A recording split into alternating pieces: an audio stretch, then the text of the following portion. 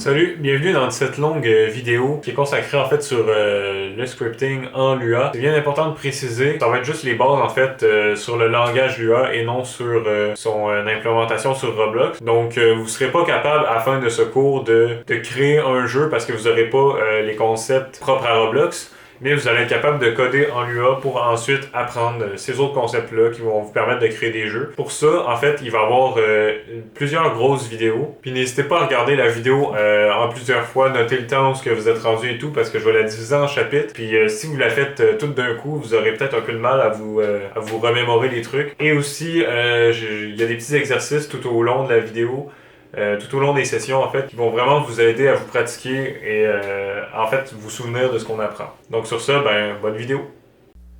Bienvenue dans cette session où je vais vous apprendre en fait les variables.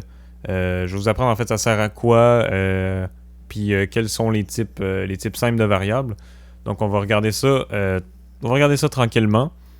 Donc premièrement, ce qu'on va faire, c'est qu'on va se créer un script, mais avant, je veux juste que vous ayez l'Explorer et les Properties ici dans l'onglet View, que ça soit coché, c'est bien important pour pouvoir avoir ces deux fenêtres-là. Et le Viewport, évidemment. Et donc, on va aller cliquer sur Workspace ici, et vous allez aller cliquer sur le petit plus. Donc, Workspace, c'est tout simplement les objets qu'on va avoir dans notre jeu. Donc ici, je vais créer un script et je vais, avec la touche commande, avec la touche commande et la molette, je vais agrandir l'écriture pour que vous puissiez voir comme il faut. Peut-être un petit peu moins. OK. Donc, qu'est-ce que c'est une variable? Une variable, c'est tout simplement, on peut comparer ça à une boîte où ce qu'on peut mettre des choses à l'intérieur. Évidemment, parce que c'est une boîte. Donc, on va l'utiliser dans le fond pour stocker des valeurs qui vont pouvoir changer. Donc, une valeur, c'est quelque chose. Ça peut être du texte, ça peut être des nombres, ça peut être un oui, un non, n'importe quoi, tout ce que vous voulez. À peu près tout ce que vous voulez. Donc, c'est vraiment une boîte pour stocker des données. Mais c'est temporaire, là. On peut pas, faut pas confondre avec une base de données, là. C'est vraiment des données qu'on peut mettre, mais temporaires. Donc, je vous propose en fait qu'on l'essaye parce que c'est ça la meilleure manière d'apprendre, c'est d'essayer des choses. Donc je vais commencer par créer une variable en fait qui va contenir mon âge. Donc âge est égal à 20. Donc c'est ça. Donc là, ce qu'on fait, c'est qu'on stocke mon âge dans une variable qui s'appelle âge. Donc ensuite, je vais vous expliquer un peu les types de variables parce que là j'ai mis un nombre, 20. Mais je pourrais aussi mettre du texte. Donc, par exemple, que je voudrais mettre mon prénom. Donc, prénom est égal à... Donc, je marquerai Alexandre comme ça. Mais là, on a un petit problème parce que l'UA, il fait pas le... l'UA. À peu près tous les langages de programmation ne font pas la différence entre un nombre et du texte. Dans le fond, lui, il a besoin de savoir que ça, c'est du texte. Donc, ce que vous allez faire, vous allez le mettre entre guillemets. Comme ça, des guillemets anglais. J'espère que vous avez ça sur votre clavier. Sinon, cherchez un peu comment le faire. Là. Je saurais pas vous dire parce que moi, j'ai un clavier américain. Donc, j'ai certainement pas les mêmes touches que vous si vous habitez en France. Donc, voilà. Donc, on met ça entre guillemets à chaque fois qu'on veut référencer du texte. Donc là, on va pouvoir aussi mettre plein d'espaces puis plein de trucs. Mais là, vu que c'est un prénom, on le garde comme ça. Et on a aussi des variables de type oui ou non qu'on va appeler boolean. Donc, est-ce que ça l'est ou est-ce que ça ne l'est pas? Donc, par exemple, est majeur. On va créer une variable qui s'appelle est majeur. Donc, notez bien ici que dans les variables, il n'y a pas, dans les noms de variables, on ne peut pas mettre d'espace. Donc, je ne pourrais pas mettre est majeur comme ça ou est majeur comme ça. Donc, en fait, on enlève les espaces. Et ici, vu que pour bien séparer les mots, on va utiliser le camel case. Donc, ce qui veut dire qu'on va, à chaque mot, on va mettre, par exemple, une majuscule. On va mettre une majuscule dans le fond à chaque mot pour pouvoir bien les séparer. Puis, on met pas d'accent. On met pas de et ou de est. Des trucs comme ça, on n'en met pas. On met vraiment juste des lettres. des lettres, mais on peut aussi mettre des chiffres. Donc ici, on pourrait écrire par exemple est majeur, donc est-ce que je suis majeur? Ben oui. Mais là, dans le langage Lua, c'est pas oui, donc ça va être true ou false, vu que c'est en anglais, donc true qui veut dire vrai, et false qui veut dire faux. Donc ici, on peut voir que c'est en gras, donc ça l'a bien reconnu notre true ou false. Donc voilà, on a déjà 3 variables, 3 types différents. Donc il existe d'autres types, dont les chiffres à virgule. Et d'autres que je vais vous montrer dans le fond plus tard, parce que pour là, on n'en a pas vraiment de besoin. Donc voilà, je propose déjà un petit exercice pour voir si vous avez compris. Donc le premier exercice, ça va être de créer une variable contenant votre année de naissance. Donc là ici, je vais le copier comme ça vous pouvez avoir visuellement. Oups. OK. Donc là, c'est ça. Je vous demande de créer une variable contenant votre année de naissance et après, on va regarder comment le faire. Donc, vous pouvez faire pause, le faire et repartir quand vous aurez terminé. Excusez-moi, j'ai de la misère avec ça. OK. Donc, là, une fois que vous avez terminé, vous pouvez regarder la solution. Puis si vous ne savez pas comment faire, je vous conseille vraiment de l'essayer. Faites pause, puis essayez de le faire. Parce que, en fait, c'est comme ça qu'on va apprendre, c'est en prenant des initiatives. Peut-être que dans d'autres domaines, vous vous êtes fait dire que pour apprendre, ben là, il faut étudier et tout. Mais dans le domaine de la programmation, c'est vraiment surtout de la pratique. Donc, on pratique en faisant des projets. Donc, c'est pour ça que dans ce cours-ci, on va aussi faire un petit projet de programmation que vous allez pouvoir montrer et mettre en ligne pour vos amis et tout. Donc, bon, on arrive avec la solution. Donc, il y en aurait plusieurs de possibles, mais je vais montrer elle que moi j'aurais fait, évidemment. Il y en a plusieurs possibles, mais selon moi, celle-là, ça serait la meilleure. Donc, année de naissance, donc vous aurez pu le faire en anglais aussi, là, pas de problème. Là. Donc, année de naissance comme ça est égale, donc mon année à moi c'est 2002, donc vu que c'est un nombre, on met pas de guillemets, tout simplement. Donc, je vous propose un deuxième exercice. Donc, ça serait de créer une variable contenant votre mois de naissance. Donc, là, même chose, mais contenant, en fait, mettons, si vous êtes né en janvier, février, etc. Donc, faites pause et on revient avec la solution. Maintenant, la solution, c'est simple. On fait mois de naissance. Donc, c'est la même chose qu'avec année de naissance, sauf que là, vu que c'est du texte, on le met entre guillemets. Donc, on peut le marquer comme ça. Voilà. Juillet. Donc, si vous avez mis un J minuscule, il n'y a pas de problème. Là, ça ne change absolument rien. Tant aussi longtemps que vous avez mis les guillemets, puis que votre variable elle a du sens. Si vous en avez en fait un nom de variable que vous pensez qu'il a du sens, vous pouvez me l'envoyer. Je pense qu'avec Udemy, on peut faire je peux vous répondre dans le fond. Sinon, il va y avoir un serveur Discord, évidemment. Puis je vais en fait vous dire si c'est un bon nom ou pas. Mais quand bien même que vous avez mis comme ça des minuscules, ça l'aurait fonctionné, mais c'est pas selon... Parce qu'il y a beaucoup de conventions en programmation. Et selon cette convention-là, la convention du camel case, comme on dit, il faut l'écrire comme il faut parce que en fait d'autres collègues qui pourraient travailler sur le projet auraient de la misère à comprendre. Donc c'est pour ça qu'on adopte des conventions.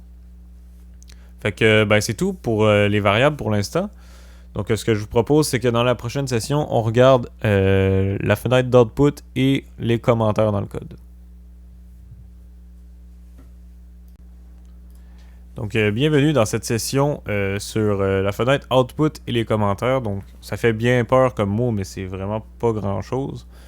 Donc, en fait, ce que je veux vous montrer avant, c'est tout simplement comment rouler votre projet. Donc, pour rouler votre projet, pour le lancer, vous allez cliquer sur Play ici, donc dans Test, et vous allez cliquer sur Play. Donc là, votre personnage apparaît comme ça ici.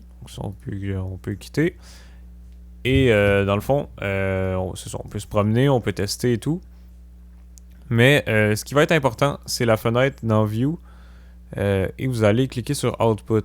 Output, ça va être très important quand vous codez parce que si vous n'avez pas ça, vous n'aurez aucun moyen de savoir si votre code fonctionne. Donc c'est assez important.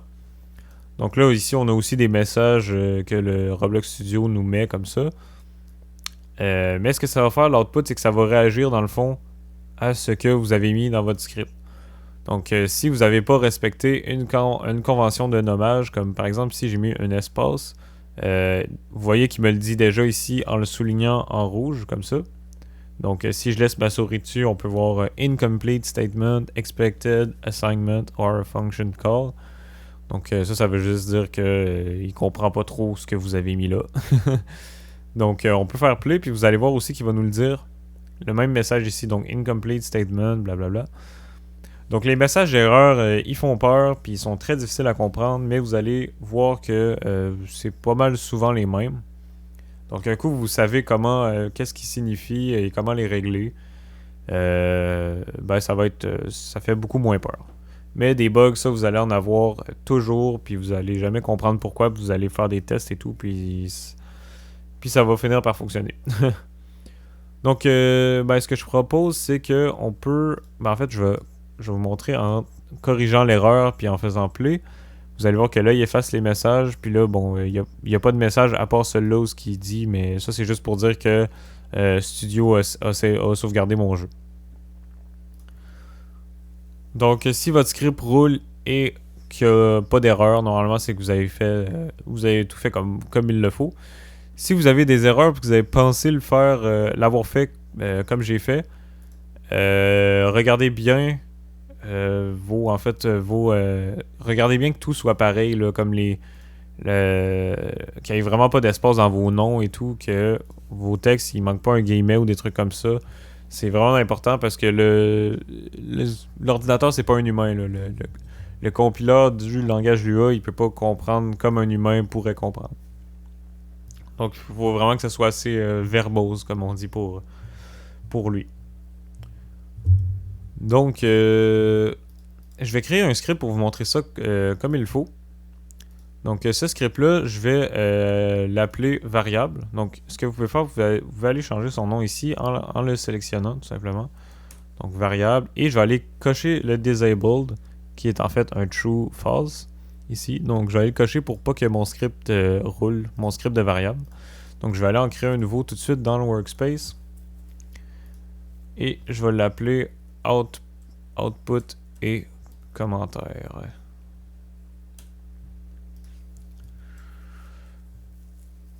Donc, ce qu'on va faire, c'est qu'on va faire exactement la même chose. On va définir variable d'âge, puis on va définir une variable de prénom. Donc, ça va vous pratiquer à les réécrire et tout. Donc, on peut manuellement afficher des messages dans l'output.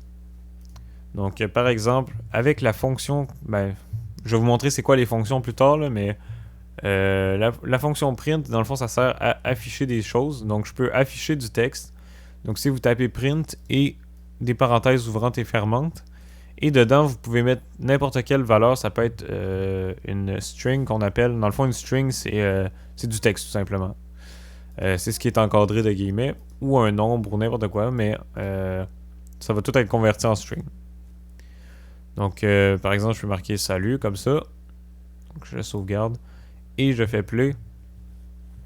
Et vous voyez ici que ça marque salut. Et ça dit que c'est dans mon script output et commentaire à la ligne 4 ici. Donc, voilà. Et je clique et je peux me rendre à la ligne 4. Donc, ça peut être bien pratique. Mais là, mon salut me sert pas à grand chose. Là. Ça peut être parfois, mettons, pour se débugger, mettons...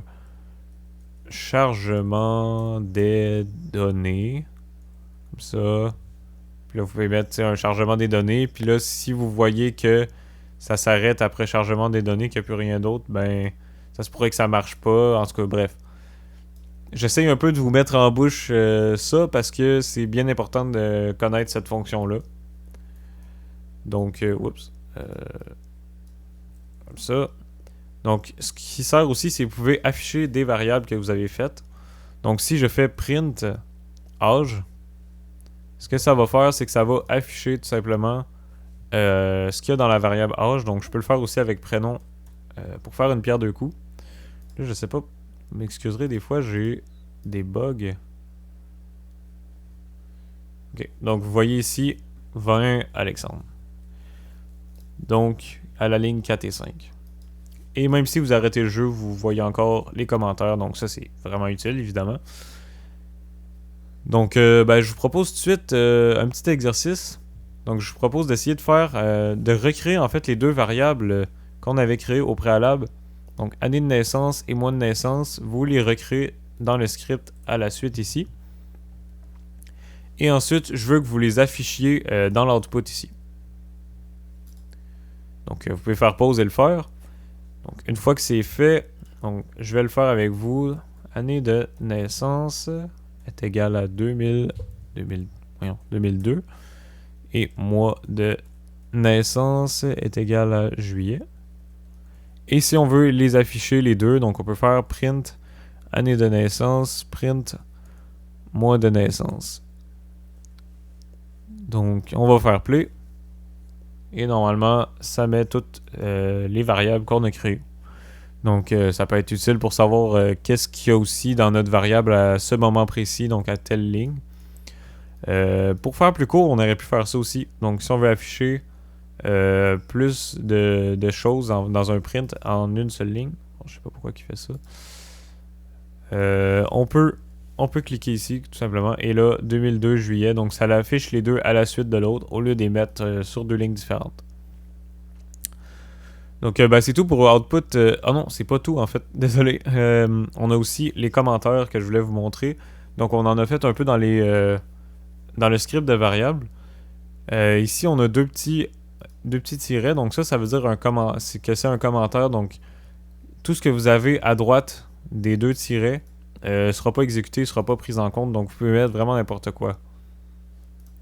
Donc ici je pourrais mettre ici on définit deux variables blablabla, vous pouvez mettre vraiment ce que vous voulez, tout ce qui est à la ligne comme ça il va pas l'exécuter. Donc on n'aura pas d'erreur si on essaye d'exécuter ça. Donc pour vous aider, il va même le mettre en gris comme ça. Donc c'est bien cool. Donc c'est tout pour cette session. On va après ça se retrouver pour les opérations arithmétiques. Donc bienvenue dans la session sur les opérations arithmétiques. Donc les opérations arithmétiques, c'est juste simplement des additions, soustractions, multiplications et division. Donc pour ce faire, on va aller désactiver notre script ici qu'on va sélectionner et désactiver parce que on veut pas que ça s'exécute pour rien. Et on va aller en créer un nouveau, comme ça ici, et on efface tout ce qu'il y a à l'intérieur. Donc on peut faire des additions en Lua assez simplement. Donc ici ce que je veux faire, si je veux afficher, comme on a vu avec le print, quelque chose, je peux afficher vraiment n'importe quoi. Donc je pourrais mettre le résultat par exemple de 1 plus 1 ici. Donc ce que ça va faire, c'est que ça va écrire 2. Donc 2, voilà, parce qu'il a fait l'addition. Je pourrais le faire aussi print 1 moins 1. Oups, ici j'ai mis un espace non nécessaire. Pour, dans le fond, ça c'est les moins. Je pourrais aussi faire 2 divisé par 1. Et je pourrais aussi faire par exemple 2 fois 4. Oups. 2 fois 4. Donc voilà, plus, moins, ça c'est assez facile. C'est plus ces deux symboles-là qu'au début on ne sait pas trop. Celui-là, c'est tout simplement une barre oblique qui veut dire une division. Là, donc c'est un peu comme une fraction un peu tournée sur le côté. Et ici, c'est multiplication, donc c'est l'étoile, donc c'est Shift 8 pour faire ce symbole. Encore une fois, s'il y a des symboles que vous ne savez pas faire, vous pouvez regarder sur Google avec votre type de clavier. Et on peut aussi stocker des... dans le fond, on peut stocker des résultats d'opérations arithmétiques dans des variables. Donc, par exemple, j'ai un solde de compte bancaire. Par exemple, dans mon compte, j'aurais 2000$. Et que, par exemple, le prix je voudrais acheter un sac et le prix d'un sac serait de 100$ comme ça. Donc j'ai créé deux variables pour représenter, une pour représenter ce que j'ai dans mon compte, une pour représenter le prix d'un sac. Donc en ce moment-là, on pourrait dire que mon nouveau solde, après avoir acheté le sac, serait du solde moins le prix du sac, donc prix sac. Donc ici, ce que je dis, c'est que j'aurais pu faire 2000 moins 1000, mais là, mes variables, ils servent à rien dans ce temps-là, ces variables-là. Donc, ce que je fais, c'est que je mets solde moins prix du sac, donc ça va faire 2000 moins 1000, et ce qui va donner 1900. Donc si j'affiche le nouveau solde, donc normalement, ça fait les calculs. Ici, on aurait aussi les résultats des autres additions, soustractions, divisions, multiplications qu'on avait faites plus haut. Et on a aussi le résultat du 2000 moins 100 qui donne 1900.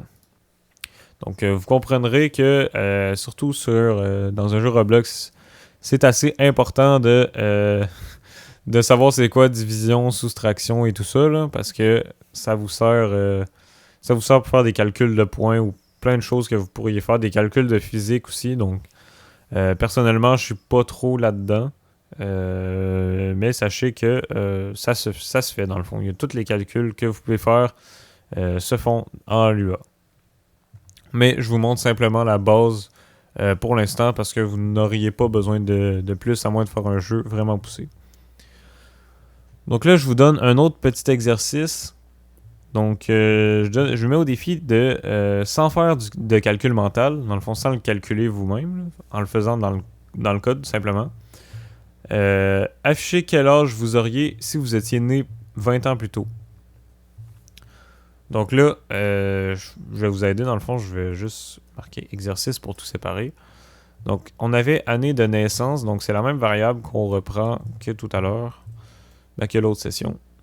Donc, année de naissance 2002, puis l'année courante, donc dans le temps où je fais le cours, on est en 2022. Donc, 2002-2022. Donc, ce qu'on va faire, c'est qu'à partir de ces deux variables-là, il va falloir déterminer quel âge, dans le fond, quel âge j'aurais si j'étais né 20 ans plus tôt. Donc, vous autres, vous pouvez changer l'année de naissance pour la vôtre, là, mais vous pouvez laisser ça, peu importe. Ça change rien. Donc, faites pause et après, dans le fond, vous allez écrire print et au milieu, vous allez écrire ce que vous pensez pour afficher l'âge que vous auriez si vous étiez né 20 ans plus tôt. Donc, un coup que vous avez fait pause, vous avez essayé. Donc, vous pouvez revenir et je vais vous montrer la solution. Donc, en fait, ce qu'on veut, c'est qu'on veut prendre l'année courante. Pour faire ça, dans le fond, on va prendre l'année courante et faire moins le soustraire par l'année de naissance moins 20 ans. Donc, ce qu'on va faire, c'est qu'on prend l'année courante et on va faire moins. Et là, on va ajouter d'autres parenthèses parce qu'on peut inclure des parenthèses. Bien évidemment, on peut inclure des parenthèses dans des opérations, évidemment. Ça fait beaucoup d'évidemment, mais je pense que vous avez compris. Et donc, année de naissance, moins 20. Donc, on soustrait le résultat de 2002 moins 20. Donc, ça va dire, dans le fond, si j'étais né 20 ans plus tôt, donc si j'étais 20 ans plus vieux, donc j'aurais 40 ans, évidemment. Donc, voilà, c'est tout pour l'instant pour les opérations arithmétiques. Donc, on va se retrouver après dans la nouvelle session pour les conditions, donc les if et donc les si et les sinon. Bienvenue dans cette session sur les if et les else, donc les si et les sinon. Donc, comme dans les derniers tutoriels, vous pouvez changer le nom de votre script et aller le désactiver parce qu'on va en faire d'autres. Donc, on se recrée un script donc, que je vais nommer condition, peu importe. Comme ça. Donc, une condition, c'est quoi? Ben, une condition, c'est... ça permet principalement de déterminer si on exécute telle ou telle ligne de code ou non. Donc, je vais vous faire un exemple directement.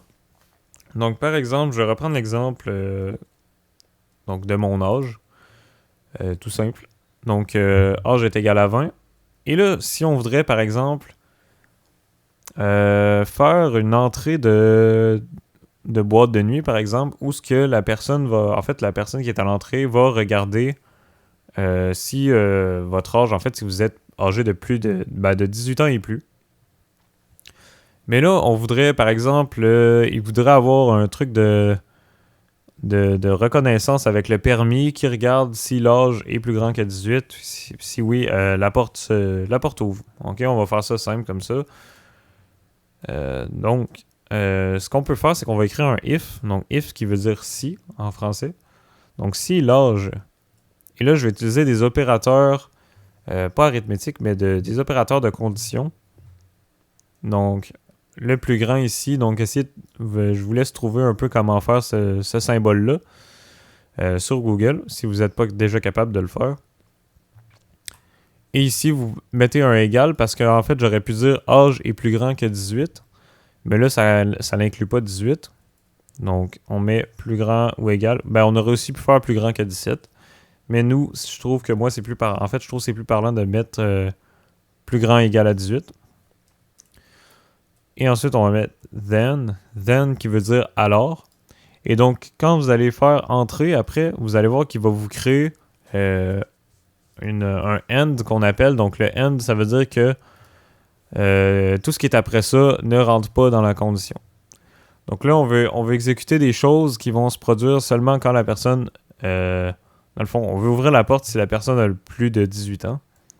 Donc ce qu'on va faire, on va faire un print. Vous pouvez entrer, par exemple. Et ici, on peut mettre else. Et on fait print, vous ne pouvez pas entrer. Donc là, je suis allé un peu vite. Mais le else, il sert à... ça veut dire sinon, en français. Et donc, si l'âge n'est pas plus grand ou égal à 18, donc, hop, on ne peut pas entrer. Donc, si on exécute le script, ça va dire vous pouvez entrer parce que j'ai mis mon âge à 20 ans. Donc, si je mets mon âge à 14 ans, par exemple, ben là, ça me dit vous ne pouvez pas entrer. Donc, ce qu'il fait, c'est qu'il va exécuter cette ligne de code si la condition est vraie. Donc, si la condition a été vérifiée. Si la condition n'est pas vraie, comme dans le dernier exemple, on peut tout simplement pas entrer. Donc, voilà. On aurait pu faire dans le fond quelque chose d'autre, mais qui serait revenu au même. Donc, par exemple, mon âge est égal à 20. Est majeur est égal à false. Donc ça, on crée une variable est majeur. Donc, et on la met sur faux. Donc si âge est plus grand ou égal à 18, alors est majeur. On va le mettre à true. Donc, moi, je vais souvent plus préférer cette façon-là. Là. Vous allez voir pourquoi plus tard. Mais là, ce que ça nous permet de faire, c'est de mettre une variable sur true, tout simplement. Donc, ce que ça vous permet après ça, ça vous permet de faire if est majeur. Alors, donc là, je vais juste copier-coller les messages pour pas perdre trop de temps. Et vous pouvez pas entrer. Voilà. Donc, on aurait pu faire quelque chose aussi, qu'on aurait pu faire d'autre, c'est de mettre la condition directement dans une variable. Ça se fait aussi. Donc, par exemple, est majeur est égal à âge est plus grand ou égal à 18. Donc ça va mettre est majeur sur soit true ou false, donc vrai ou faux, si dépendamment du résultat de la condition. Et là, on peut encore faire la même chose ici. Donc, normalement, si on exécute, tout devrait fonctionner comme c'est supposé. Donc, vous pouvez pas entrer, vous pouvez entrer, vous pouvez entrer.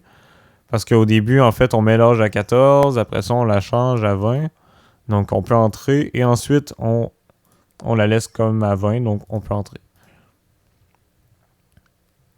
Donc, vous en faites pas si vous comprenez pas exactement tout. Fiez-vous à la syntaxe, puis ça devrait bien aller. Donc, je vais vous proposer un petit...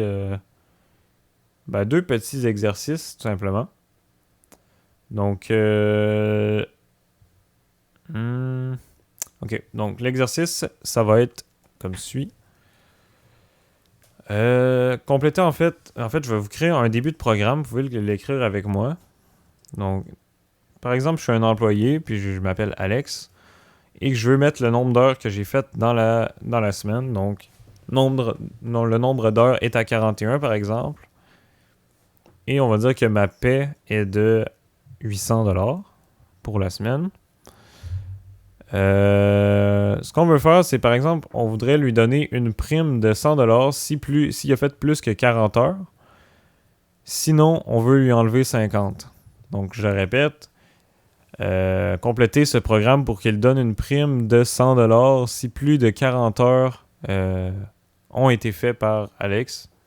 Sinon, on enlève 50$. Donc, c'est pas un scénario assez réel, mais c'est pour vous pratiquer. Donc, faites pause, vous pouvez l'essayer. Un coup que c'est fait, on va le corriger. Donc, ici, on va regarder avec un if, évidemment, c'est ça que ça prend. Donc, si mon nombre d'heures a été plus grand que 40 heures ici, donc ici, on ne met pas d'égal parce qu'on veut regarder plus grand que 40.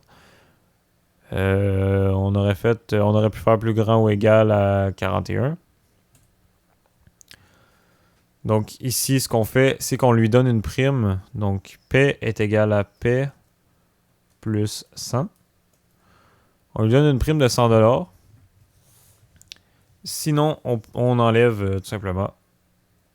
Comme ça ici, P est égal à P moins 50.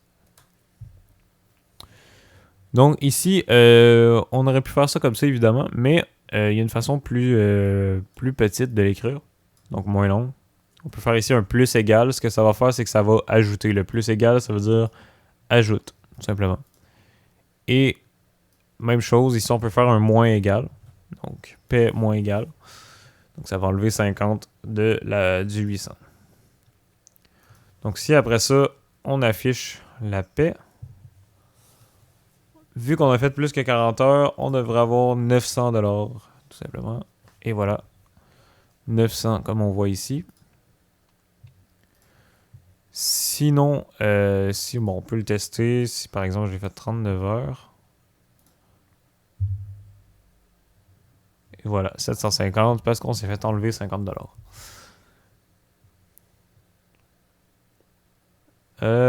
On pourrait aussi faire un petit bonus. Donc, ça, c'est pas dans l'exercice vraiment, mais c'est pour vous montrer en fait une autre notion. Donc, on peut faire plusieurs conditions dans un if. Donc, si on aurait pu faire. Admettons qu'on veut admettons qu'on veut ajouter la prime seulement si la paie est de moins de 900$. Donc, pour que les plus pauvres en bénéficient. On va dire ça comme ça. Donc, si le nombre d'heures est plus grand que 40, donc on va utiliser le end. End, en français, ça veut dire et. Donc, si le nombre d'heures est plus grand que 40 et que la paie est plus petit que 900, alors là, on ajoute la prime. Sinon, on enlève 50$. Voilà. Donc, vous pouvez l'essayer et vous allez voir que ça fonctionne. Donc, vous pouvez faire un print de la paie. Donc, voilà. Donc, j'ai un deuxième exercice parce que c'est quand même un gros morceau, mais ça, on va le faire dans la prochaine session, tout simplement. Donc, pour le deuxième exercice, on voudrait créer une porte qui se déverrouille avec un mot de passe. Puis, il y aurait 2 mots de passe possibles. Donc, je vais écrire un programme, puis vous, de votre côté, vous allez le compléter pour que ça fonctionne, en fait. Donc, premièrement, je vais créer une variable qui s'appelle bon mot de passe 1 pour sélectionner en fait un des 2 mots de passe qui peut ouvrir la porte. Donc on aurait 1, 2, 3, 4, mais en fait vous pouvez mettre ce que vous voulez. Bon mot de passe 2, est égal à 4321. Donc j'ai les deux mots de passe qui sont considérés comme bons. Et en fait, ce qui va représenter notre porte, si elle est ouverte ou non, ça va être une variable booléenne.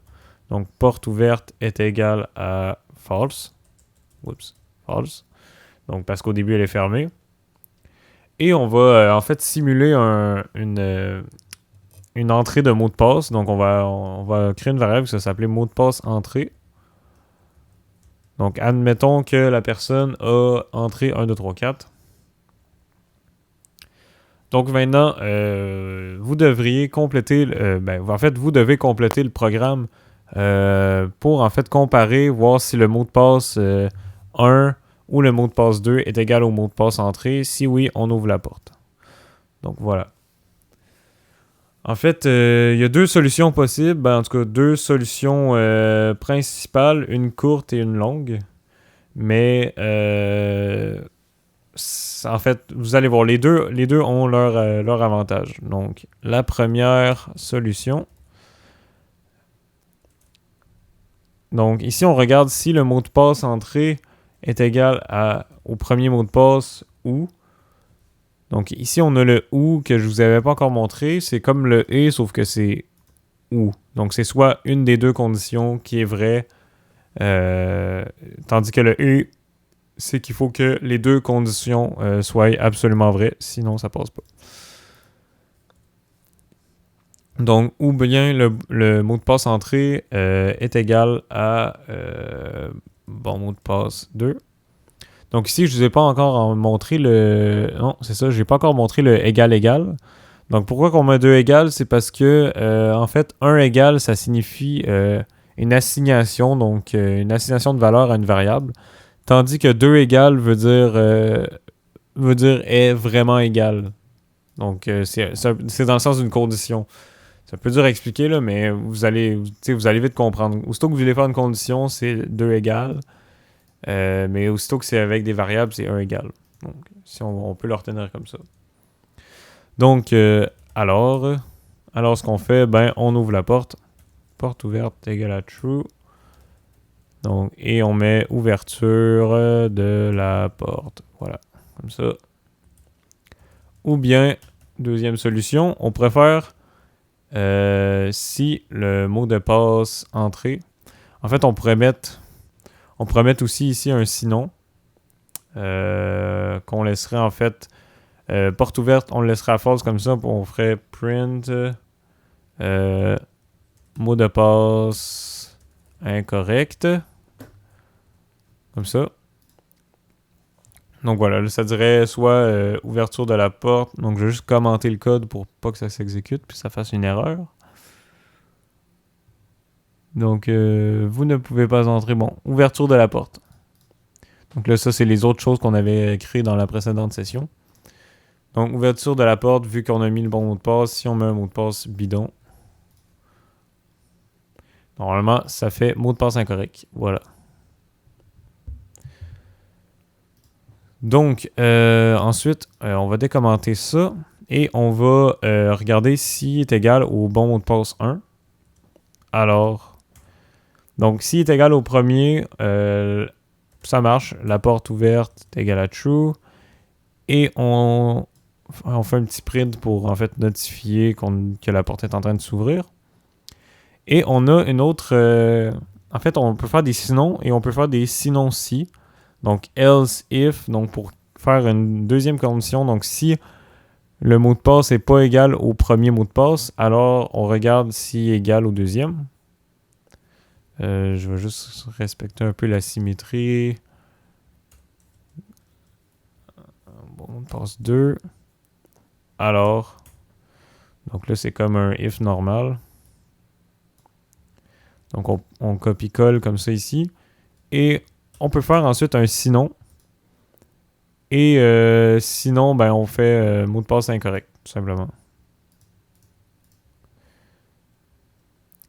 Donc, vous allez voir en fait que les deux fonctionnent. Donc, par exemple, que je mets un mot de passe qui fonctionne. Ça devrait faire ouverture de la porte 2 fois. Voilà. Ça fait ouverture de la porte 2 fois vu que nos deux conditions passent. Donc voilà, ben, c'est tout pour l'instant en fait pour les conditions. Donc on va se retrouver dans la prochaine session pour le formatage de chaîne de caractères, autrement appelé string. Donc bienvenue dans cette session où je vais vous montrer, excusez-moi, le formatage de string.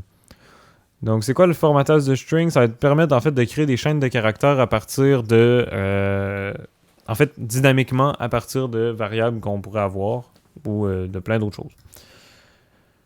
Ça va être une session relativement courte parce qu'en fait, il n'y a pas vraiment beaucoup de matière. Je vais juste vous montrer en fait la petite base qu'il faut savoir pour faire en fait des chaînes de caractères dynamiques. Oups, je vais juste clear ça. OK. Donc, admettons qu'on aurait une variable prénom. Là, je sais que je suis tannant avec, avec mes variables, mais c'est parce que je trouve pas trop d'autres exemples à faire, donc on va y aller avec ça. Donc, admettons que je voudrais écrire le prénom, je ferais print prénom, comme on a déjà fait plus tôt, et ça mettrait Alex. Mais si je voudrais, par exemple, dire bonjour Alex, ben, je pourrais faire ça. Bonjour Alex. Alex, prénom.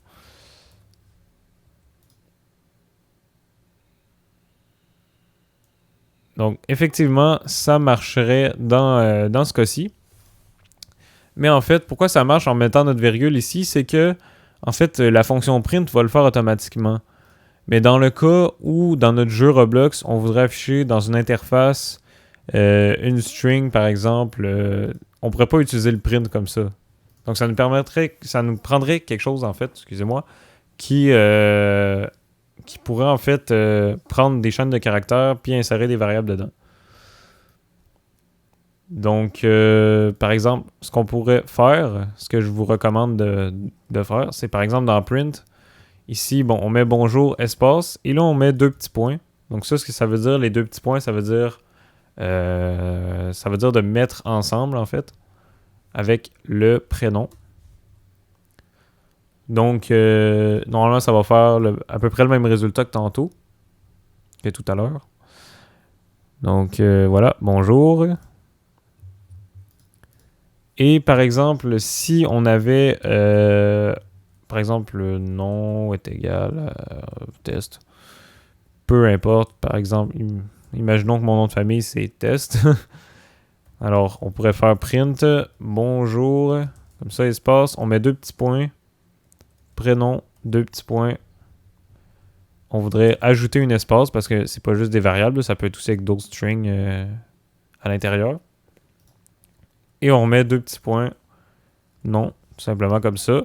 Et là, ça va faire bonjour Alex test. Voilà. Donc, bonjour Alex test. Donc, c'est à peu près tout ce que je voulais vous montrer pour cette courte session. Dans la prochaine, on va arriver aux choses sérieuses. On va arriver aux tables, autrement appelées array.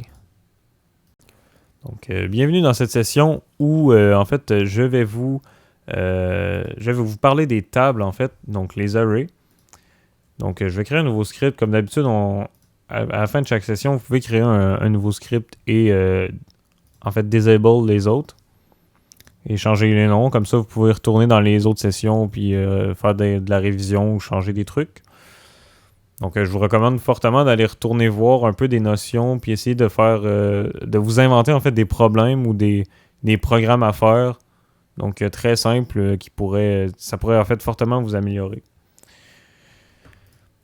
Donc, en fait, une table, c'est quoi? Une table, c'est, on peut penser, en fait, on peut voir ça un peu comme une variable qui contient plusieurs variables.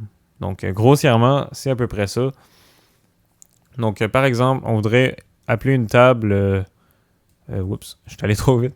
Donc, admettons que on aurait une table qui s'appelle T. Comme ça, donc T est égal à accolade comme ça. Donc, les accolades, ça vient définir une table qui est, je le répète, une variable qui contient plusieurs variables. Donc, par exemple, on pourrait... Bon, si je fais print T, vous allez voir que ça donne pas grand-chose. Donc voilà, ça donne des accolades vu que c'est une table vide. Il n'y a absolument rien dedans. Donc, par exemple, on voudrait créer une variable qui contient des noms d'animaux, par exemple. Donc, animaux est égal à... Donc, on va mettre des accolades comme ça. Et on va mettre les valeurs qui sont des strings. Donc, par exemple, on aurait lion, on aurait chien et on aurait chat. Donc, on a une table qui contient 3 animaux. Donc, je pourrais en fait les montrer la table en faisant montrer les items de la table en faisant un print. Donc ici, vous allez voir qu'il nous fait une petite flèche comme ça. Donc, on va pouvoir la cliquer dessus. Puis ça va nous déployer tous les items qu'il y a dans notre table. Donc, fortement utile pour se débugger. Donc, pour savoir qu'est-ce qu'il y a dans une certaine table et tout. Et vous voyez ici qu'on a des numéros. Donc, les numéros ici, ils représentent en fait ce qu'on appelle l'index. L'index qui veut dire l'ordre, à peu près. Donc, c'est à peu près ça que ça veut dire. Donc, c'est un peu comme dans un livre où vous avez des pages. Donc, par exemple, à la page 298, telle personne fait telle chose. Donc, c'est un peu le même principe. Donc, ici, on dirait comme à la page 1, il y a le nom lion. Donc, ça va permettre en fait d'aller sélectionner les variables qu'il y a dans notre tableau. Donc, par exemple, que là j'ai fait un print de tout le tableau, mais si je voudrais avoir seulement le premier élément, j'irais mettre entre crochets juste après, et je mettrais 1, comme ça. Et je vous invite à voir sur Google si vous ne savez pas comment faire les crochets. Encore une fois, tapez comment faire des crochets en clavier, AZERTY, des trucs comme ça, parce qu'en fait, je pourrais pas vous l'expliquer parce que j'ai probablement pas le même clavier que vous.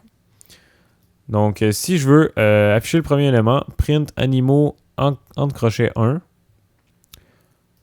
Donc, ici, voilà, ça marque lion, tout simplement.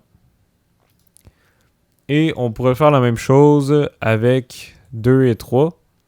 Donc, si vous avez déjà fait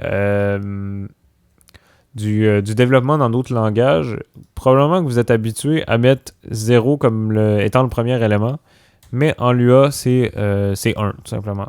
Donc, je tiens à vous avertir, si vous changez de langage plus tard, les index commencent à 0. Donc, c'est juste ça que je voulais dire. Donc, on pourrait aussi mettre des choses pas du tout reliées, parce que jusqu'à aujourd'hui, en fait, jusqu'à tout à l'heure, en fait, on a mis seulement des chaînes de caractères, donc des strings. Mais on pourrait aussi mettre plein de choses. Donc, par exemple, je vais créer une table qui s'appelle plein de choses. On voudrait mettre une chaîne de caractères. On pourrait mettre un nombre, à virgule. Et, je sais pas moi, un bloc. Donc ça, je ne l'ai pas encore montré parce qu'on est encore plus dans le langage Lua. Mais ça ici, ça va venir sélectionner dans le fond un bloc ici. Donc, je vais juste mettre l'eau à la bouche. Donc, voilà, c'est juste pour montrer en fait que c'est 3 objets totalement aucunement reliés, mais on peut les mettre ensemble, il n'y a aucun problème. Mais en fait, il n'y a aucun problème. C'est peu recommandable. Là, dans le cas où on peut éviter de le faire, on le fait. De toute façon, il existe une autre structure de données qui ressemble à des tables, mais que je ne vais pas montrer tout de suite. Ça va être probablement plus tard dans le cours. Donc, qui va vous permettre en fait de classer efficacement en fait des données qui sont pas du même type mais qui ont rapport à la même chose. Bref. Oubliez ça si vous avez rien compris. Donc, on peut aussi changer des valeurs dans une table. Donc, on ferait comme on ferait avec une variable. Donc, par exemple, animaux, je veux changer le premier pour un tigre. Donc, tigre, comme ça. Et je voudrais changer le troisième en chaton. Voilà. On peut ensuite print animaux. Et on va voir que ils ont changé. Donc, tigre, chien, chaton. Parce qu'on a changé le premier et le dernier. Donc, je vous propose un petit exercice vraiment simple. Créez une table contenant le nom de 3 de vos plats favoris. Donc, vous créez une variable un peu comme on a fait ici, mais qui contient en fait, le nom de 3 de trucs que vous aimez manger ou en fait, à peu près n'importe quoi. Tant que. En fait, je donne un thème, mais c'est pas coulé dans le béton. C'est juste pour vous mettre un petit contexte, vous préparer à des contextes et tout ça. Donc, faites pause et réglez l'exercice. Ensuite, ben là, je vais faire la solution.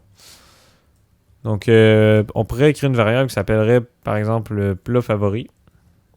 Donc, j'aurais, par exemple, spaghetti. J'aurais aussi pizza. Et j'aurais aussi, par exemple, poutine. Poutine, si vous ne savez pas, c'est un plat du Québec. Allez voir ça sur Google. OK. Donc, si vous avez fait quelque chose qui ressemble à ça, chapeau. Sinon, pratiquez. Donc, je vous propose un deuxième petit exercice de créer une table contenant votre prénom et votre âge. Donc, vous pouvez faire pause. Et maintenant, je vais vous montrer la solution. C'est pas vraiment plus dur. Prénom et âge, par exemple. Donc, Alex 20, comme ça. Donc, c'est juste pour vous pratiquer à créer des tableaux comme ça. Donc, c'est tout pour les tables. Mais c'est pas fini. Ça peut paraître facile en ce moment, mais c'est pas fini. Ça, en fait, ça va nous permettre de créer des algorithmes de tri, des trucs comme ça. Donc, à la prochaine session où on va parler des boucles. Bienvenue dans la session sur les boucles. Donc, après avoir vu les tables, en fait, j'espère que vous avez une bonne compréhension des tables, dans le fond, de ce qu'on a vu depuis tout à l'heure. Parce que vous en aurez besoin pour cette leçon, ça va être probablement une des plus difficiles. C'est là qu'on commence vraiment à créer des petits algorithmes. Donc, mais rassurez-vous, si vous travaillez, vous allez être capable. Donc, c'est quoi une boucle? Une boucle, c'est un peu comme un if, donc c'est un truc qui va contenir du code. Donc, ça répète des lignes de code autant de fois qu'on lui demande, si on peut dire. Donc, je vais vous créer une boucle rapidement, puis je vais vous expliquer après ça comment que ça fonctionne. Donc, je vais faire un print. Ceci va apparaître 100 fois.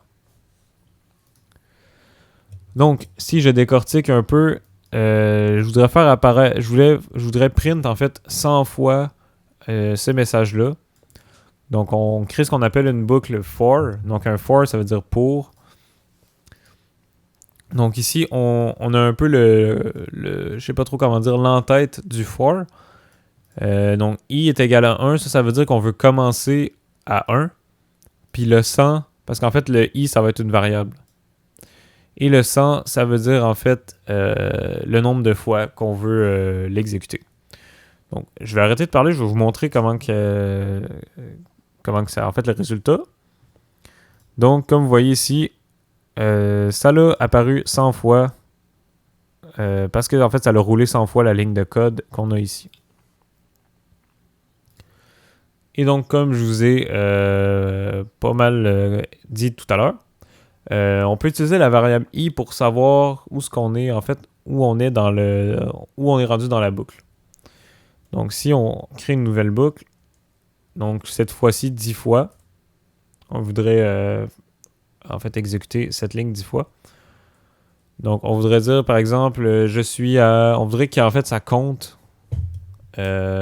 jusqu'à 10 par exemple. Donc je suis à. Et donc là, on va utiliser le formatage de string que je vous avais montré tout à l'heure.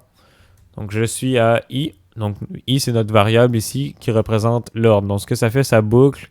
Et à chaque fois, le i va être tout le temps de plus en plus grand. Donc, je vous montre un exemple. Je vais juste mettre ça en commentaire.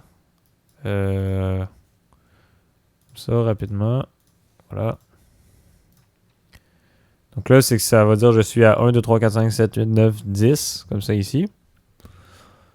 Donc ça l'a exécuté 10 fois. Donc là, c'est bien beau tout ça, c'est bien beau les boucles, mais en fait, je vais juste montrer quelque chose comme ça. Donc juste petit truc. Si vous voulez commenter des lignes facilement, vous allez les sélectionner. Vous pouvez faire toggle comment ici. Donc là, ça va les commenter. Voilà. Petite astuce, bien cool. En fait, les books, c'est pratique surtout pour regarder dans des tables. Donc, c'est assez rare qu'on va savoir le nombre de fois qu'on veut exécuter la ligne de code. Donc, par exemple, si on a une table qui contient des noms, donc Antoine, Alex, donc comme on a vu dans la dernière session. Donc, si on a une table qui contient des noms, on va pouvoir en fait... par exemple, si on voudrait développer un algorithme qui détecte le nom Alex, tout simplement ici. Donc, qui dirait, qui dirait en fait à quel endroit est mon nom. Donc, on voudrait lui donner cette table-là et, par exemple, qu'il nous retourne le nombre 2 parce que Alex est de la deuxième position, dans le fond. Donc, ce qu'on ferait, c'est qu'on ferait une boucle for, qu'on ferait for i, non in I pairs. Donc, ça, c'est un peu, comment dire, c'est pas très compréhensible. Mais tout ce que vous avez à retenir, en fait, c'est que le nom, ça représente, en fait, le nom, ce que vous êtes, le nom courant dans la boucle. Le i, ça représente l'ordre à laquelle on est rendu. Et ça, c'est votre table, dans le fond. Donc, ce que vous mettez dans le I pairs, c'est votre table. Donc, ce qu'il va faire, c'est qu'il va boucler sur la table, tout simplement. Donc, par exemple, si le nom est égal... pour regarder, en fait, si on a trouvé le nom, ben, il faut regarder si le nom courant ici est égal à Alex. Alors... Donc, on marquerait, par exemple, trouver au numéro I. Et dans le fond, c'est ça. Ça va marcher comme ça. Mais si on voudrait voilà, trouver au numéro 2, mais si on voudrait optimiser un peu plus notre boucle, en fait, c'est parce que là, ce qui arrive, c'est qu'un coup, même s'il a trouvé le nom, il va continuer quand même à parcourir la table. Donc là, dans le cas où on en a juste un, c'est vraiment pas grave. Dans le cas où on en aurait 10 000, on voudrait pas qu'il continue à parcourir la boucle. Donc on va ajouter ce qu'on appelle un break qui va permettre d'arrêter de couper la boucle pour sortir complètement du for. Donc je ferai pas plus, mais parce que ça va fonctionner, mais on le verra pas, là, ça va juste arrêter la boucle. Simplement. Donc c'est assez important. Mais dans ce cas-là, au lieu de... En fait, on pourrait faire ça comme ça, mais on pourrait faire ça d'une autre manière aussi. Parce qu'il existe un autre type de boucle qui est un while. En français, ça veut dire tant que. Donc, par exemple, on aurait une variable qui dirait si on a trouvé le nom. Donc, trouver est égal à false. Et on aurait une variable i, comme ça, qu'on mettrait à 1. Ici, on mettrait un while. Donc, tant que on n'a pas trouvé. Donc, le not, ça veut dire... en fait, le not, c'est un peu un raccourci pour trouver égal à false. C'est juste qu'on met not parce que c'est plus beau. Et c'est moins long un peu à écrire. Donc, à chaque fois, comme ça ici, par exemple, qu'on voudrait enlever mon nom de la table automatiquement quand il est trouvé. Ben, en fait, le trouver et l'enlever. On ferait si non, donc à la position i est égal à Alex, alors on l'a trouvé. Puis on le supprime. Donc pour supprimer un item d'une table, on fait table.remove. Donc on renseigne le nom de la table qu'on veut qu'on veut enlever un élément dedans. Et ensuite la position, donc la position i. Donc là, c'est bien beau, mais notre i, il reste à 1, il va jamais s'incrémenter. Donc, ce qu'on fait, c'est qu'on va faire i plus égale 1. Donc ça va ajouter 1 à i à chaque fois. Donc en fait, notre boucle while, ce que ça va faire, c'est que ça va regarder tant et aussi longtemps que trouver est faux, ben tu continues. Donc lui, automatiquement, quand trouver va être à true, il va terminer la boucle parce qu'il va retrouver le nom, il va l'avoir enlevé. Puis il va continuer après ça aux prochaines lignes. Tout simplement. Donc, ben, je pense que ça va être tout pour cette session-là. On n'a pas fini, par exemple, pour les boucles. Il va rester un petit bout. Puis, il va rester un exercice aussi à faire. Donc, dans la dernière session, il nous restait juste, en fait, à tester la boucle ici qu'on avait créée. Et en fait, il restait juste un petit exercice aussi. Donc, ici, j'ai rajouté print nom. Tout simplement pour afficher les noms pour voir si on a vraiment bien enlevé dans la boucle. Donc Antoine Jacob, Alex est plus là, donc c'est parfait. Ça l'a trouvé en fait. Là, on va se créer en fait, on va se faire un exercice. Donc l'exercice, comme ça, ça va être, en fait, vous allez avoir un tableau de nombres. Donc je vais le créer tout de suite. Donc, je vais prendre lui que je me suis créé au préalable parce que ça ne me tente pas de taper tous les nombres. C'est ici, voilà. Vous pouvez mettre n'importe quel nombre que vous voulez, là, ça n'a pas vraiment d'importance. Tant que vous mettez un 4 quelque part. Donc, ici, j'ai mis un 4. Donc là, ce qu'on voudrait regarder, en fait, c'est dans chaque élément, s'il est égal à 4, alors on l'affiche. Donc, il faut en fait faire un programme qui trouve et qui affiche le nombre 4 dans la table. Mais vous n'avez pas le droit de faire ça. Donc, vous n'avez pas le droit de faire print nombre 8. Je pense qu'il est à 8, en tout cas. Vous n'avez pas le droit de faire ça. Donc, vous êtes obligé d'utiliser une boucle. Parce que sinon, ce serait trop facile, puis c'est pas comme ça que ça fonctionne généralement.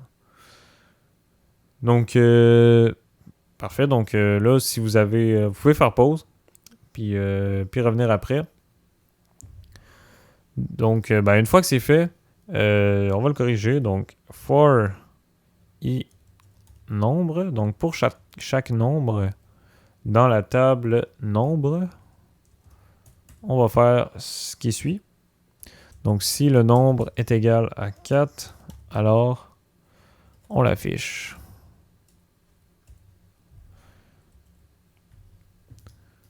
Et donc, voilà. Donc, normalement, ça devrait fonctionner. Donc, on devrait afficher le nombre 4 ici. Voilà, donc 4. Donc, c'est tout pour cette session-là. Donc, les boucles, il y en aurait beaucoup plus à approfondir. Parce qu'en fait, on peut faire plusieurs niveaux de boucles.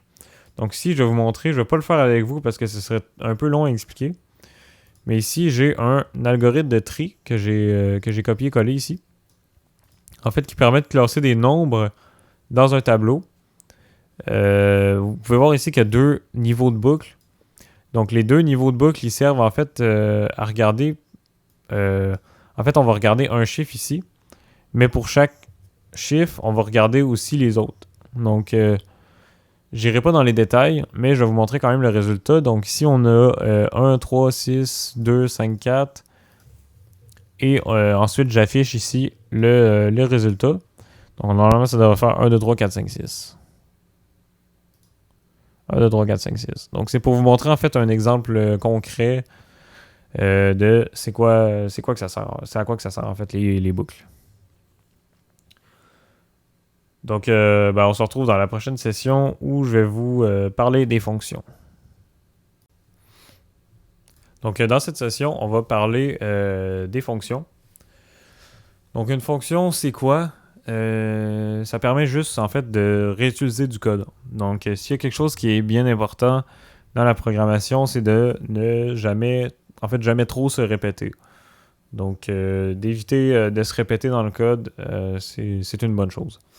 En fait, c'est ce qu'on veut toujours le plus possible. Donc, par exemple, on aurait une table avec 3 noms. Donc, les mêmes noms que tout à l'heure. Comme ça. Et admettons qu'on voudrait afficher bonjour avec le nom de la personne. On pourrait en fait soit le faire avec des prints comme ça, donc bonjour. Tac tac, comme ça. Non. 1. Donc pour dire bonjour à Alex. Et avec un beau petit point d'exclamation comme ça. Donc on le répéterait, on le copie-collerait 3 fois pour chacun des noms. Donc on va faire play. Donc voilà, ça marche. Bonjour Alex, Antoine, Jacob. Pourquoi j'ai ça? Ok, c'est beau. Donc on pourrait faire ça. Donc là, mais en fait, je pense que même, vous voyez le problème. On a quand même 3 lignes qui se répètent. Bonjour ici, c'est tout le temps répété. On répète tout ça. Donc c'est vraiment quelque chose qu'on veut pas faire. Donc on pourrait aussi le faire avec une boucle. Ce qui est très bon. Donc pour chaque nom. J'ai plein d'espace, moi. Ok, non. Pour chaque nom dans les noms.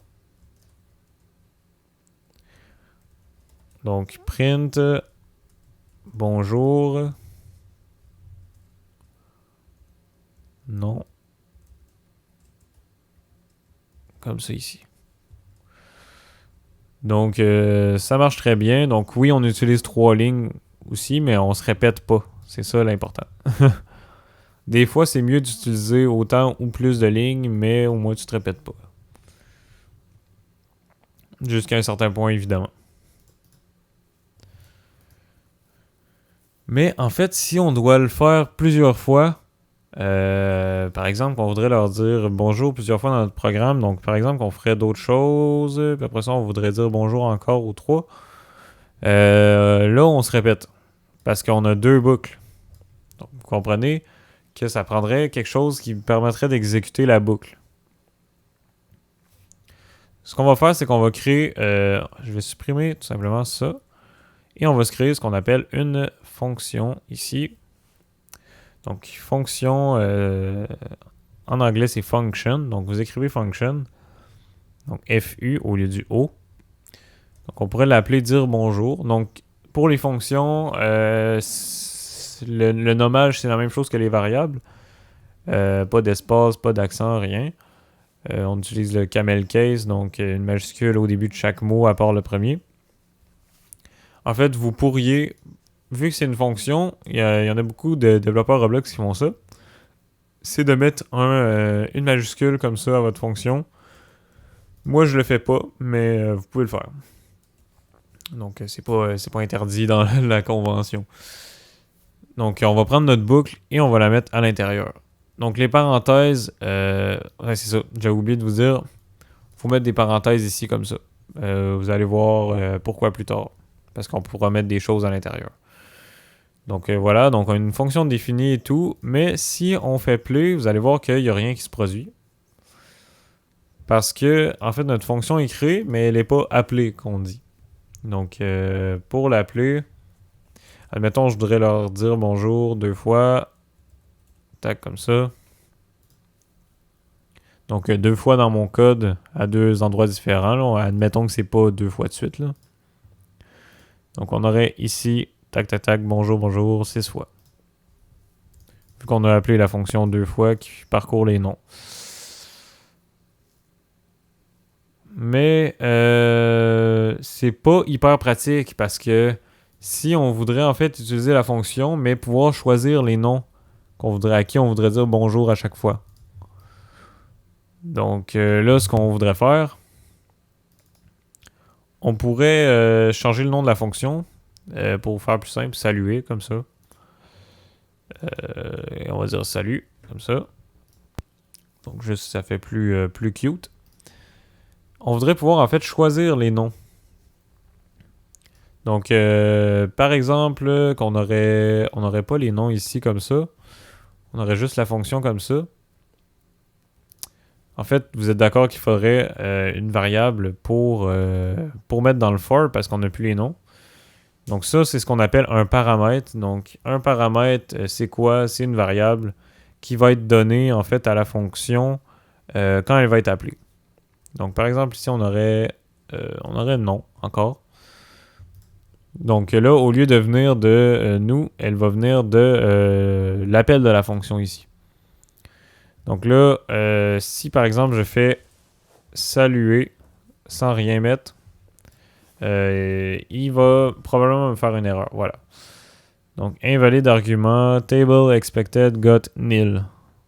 Donc, lui, il pensait avoir une table ici, mais il y a eu un nil. Donc, nil, c'est quoi que ça veut dire? Ça veut dire rien. Il n'y a rien eu, tout simplement. Quelque chose de non défini. Donc, faudrait lui donner des noms. Donc, par exemple, Alex, Antoine. Donc, comme ça, ici, on peut lui donner des noms. Tout simplement. Donc ça me permet en fait de réutiliser le code, mais aussi de pouvoir avoir un code en fait qui est réutilisable mais qui est aussi changeable. Donc qui s'adapte.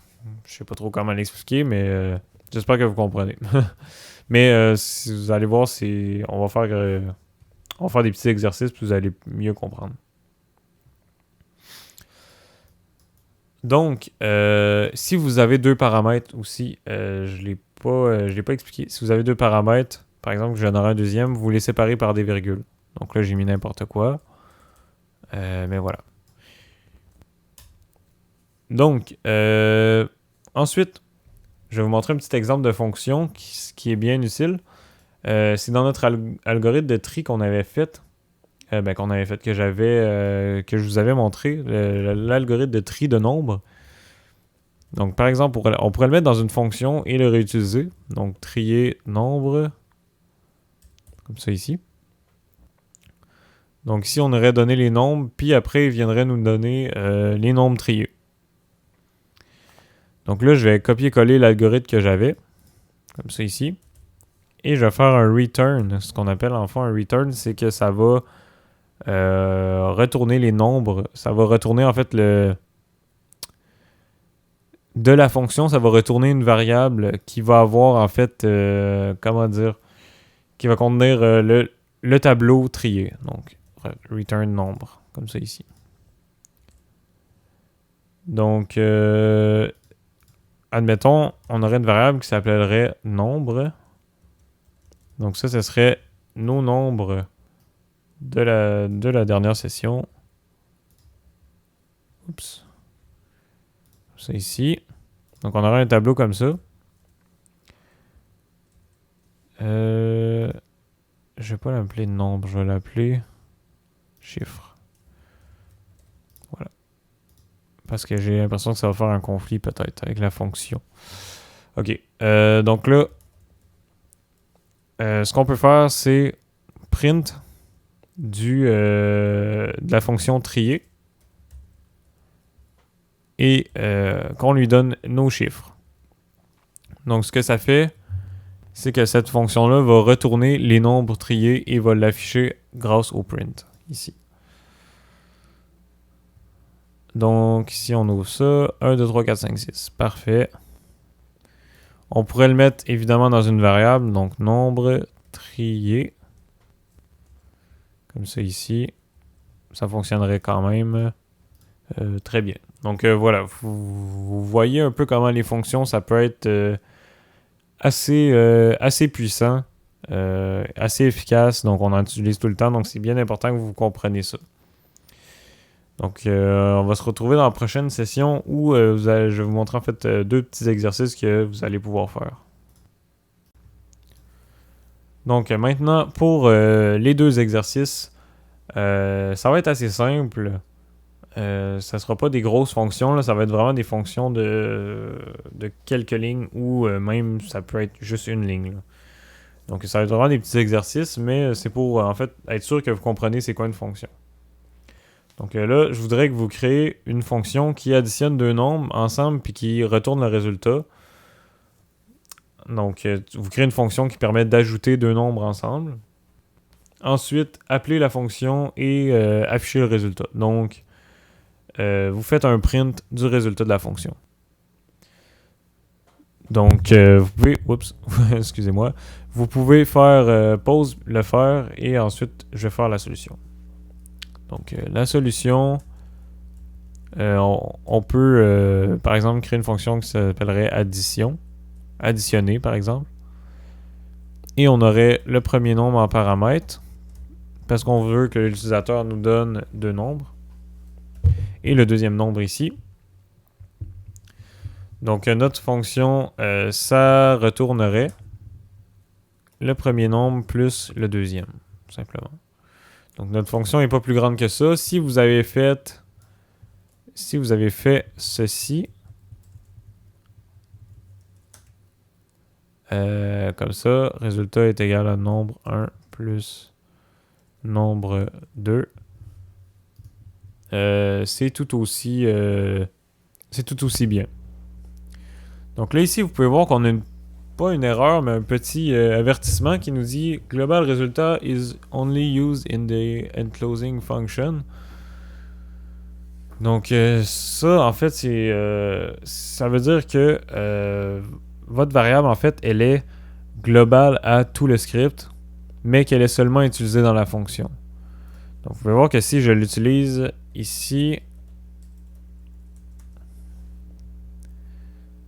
donc le warning disparaît parce qu'il est utilisé ailleurs. Donc c'est ce qu'on appelle en fait une variable globale. Donc cette variable-là, la variable globale, c'est une variable qui est accessible dans tout le script.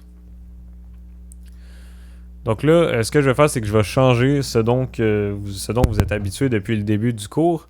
C'est que en fait, on est habitué de marquer le nom de la variable est égal à ça. Mais je veux que vous mettiez en fait local avant chaque variable, comme ça, local, avec un espace. Donc ça, ce que ça veut dire, c'est que votre variable va pouvoir seulement être utilisée dans la fonction ici. Donc maintenant, à chaque fois que vous avez une variable, comment dire, mettez local en avant. Ça, parce qu'en fait, ça va être... c'est parce que ce qui est un peu stupide, c'est qu'on pourrait faire local résultat. Puis ce serait quand même une variable globale parce que le local, il est global à tout le script. Donc ce que je vous recommande, c'est mettez toujours local avant chaque variable. Donc vous n'avez même pas besoin de vous poser la question. Donc c'est plutôt simple. Donc maintenant, non, en fait, on va tester notre fonction. Donc print additionner 1 et 23 par exemple. Donc on prend les deux nombres. Donc normalement, ça devrait nous mettre 24. Oups. Donc voilà, 24 ici. Donc là, la fonction est un peu inutile parce que j'aurais juste pu faire 1 plus 23 ici. Mais c'est juste pour vous faire une petite fonction simple là, qui... Notre fonction pourrait faire d'autres choses, mais en fait, le nom de votre fonction, ça devrait obligatoirement représenter ce que vous voulez faire, ce que votre fonction fait. Là. Elle ne doit pas faire plus de choses ou moins de choses, elle doit faire ce que ça dit. Si par exemple on avait additionné et divisé par 2, on aurait ici résultat est égal à résultat divisé par 2. Donc là, ce serait correct. Bref. Ensuite, le prochain exercice, ce serait de créer une fonction qui divise un nombre par 2. Donc, vous pourriez l'appeler... Ben, en fait, non, je ne vais pas vous dire comment l'appeler. Vous allez le découvrir tout à l'heure. Ensuite, après avoir créé cette fonction qui divise un nombre donné par 2, appelez-la en lui donnant le résultat de la fonction d'addition précédente. Donc là, je vais juste reprendre ma fonction que j'avais ici. Comme ça.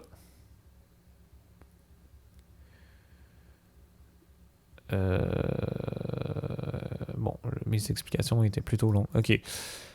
Donc ici, on a notre petite fonction. Donc, ce qu'on voudrait faire, c'est prendre le résultat de l'addition d'une addition qu'on a utilisée avec notre fonction. Donc, par exemple, on aurait résultat addition. Donc, juste add comme ça, est égal à additionner le premier, ben, mettons, pas le premier, mais 1 et 3. Donc, ce qui va donner 4. Donc, on va créer, en fait, faites pause, créer la fonction qui divise un nombre en deux.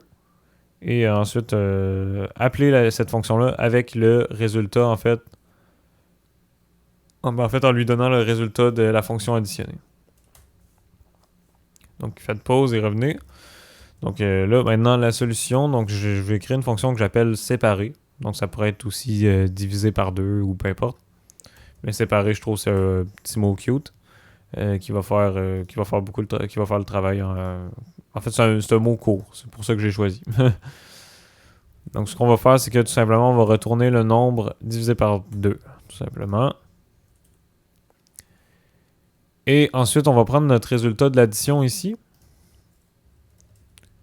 Oups. Ah, désolé, j'ai crash. Ok, donc ici, on était rendu ici. Donc, ce qu'on va faire, c'est qu'on va print séparer. Donc, on appelle la fonction séparer avec le résultat de l'autre. Donc, résultat add. Je vais juste remettre ça un peu plus grand. Non, ok. Donc, voilà. Et voilà, ça marque 2 parce que, en fait, on a fait 1 et on a additionné 1 et 3, ça a donné 4. Et on a donné 4 ici dans la fonction séparée. Donc 4 divisé par 2, 2. Donc ben, c'est à peu près tout pour les fonctions. Mais en fait, c'est tout pour l'introduction au Lua. Donc j'espère que vous êtes contents. Et on passe en fait à la deuxième section.